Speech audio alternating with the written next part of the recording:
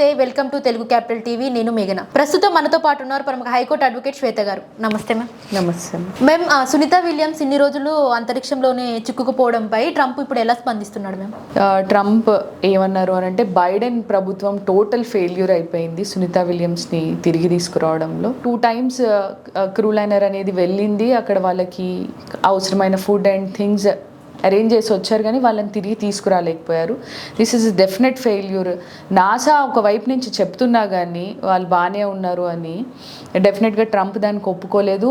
Sunitha విలియమ్స్ని and Butch విల్మోర్ని తిరిగి తీసుకురావడంలో dragon space craft ఏదైతే ఉందో స్పేస్ ఎక్స్ సహాయం తీసుకొని ఎలాన్ మస్క్కే పూర్తి బాధ్యతలు అప్పగిస్తున్నాను. సో ఈ మిషన్ అనేది డెఫినెట్ సక్సెస్ అవ్వాలి.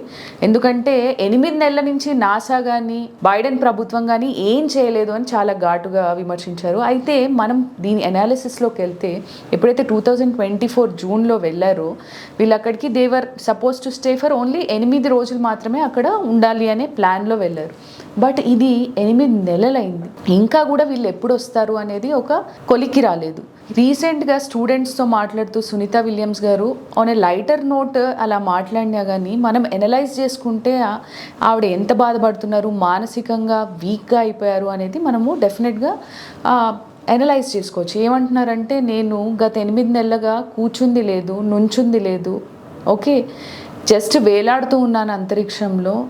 ఇది నాకు కొంచెము చాలా స్ట్రెస్ఫుల్గా ఉంది, నా ఫ్యామిలీ నుంచి ఇన్ని రోజులు దూరంగా ఉండడము అనేది ఒకటి వ్యాఖ్యానిస్తే, మనము మానవతా దృక్పథంలో చూస్తే నిజంగా ఏం ఎఫర్ట్స్ పెట్టింది అనేది మనకు అనిపిస్తుంది. ఆవిడ ఎంత ఫిజికల్ స్ట్రెయిన్కి గురవుతున్నారు, మెంటల్ ట్రామాకి గురవుతున్నారు అనేది తెలుస్తుంది.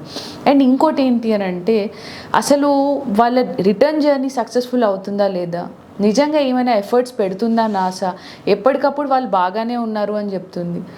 కానీ మనం నోటీస్ చేస్తే వాళ్ళు విపరీతంగా మజిల్ మాస్ని లూజ్ అవ్వడము, స్ట్రెస్కి గురవ్వడము, ప్రాపర్ ఫుడ్ లేదు వాళ్ళకి. అండ్ ఇంకోటి ఏంటి అని అంటే, వాళ్ళు తిరిగి వచ్చిన తర్వాత యూజువల్లీ ఆరోగ్య పరిస్థితులు అనేవి డెఫినెట్గా బాగోవు.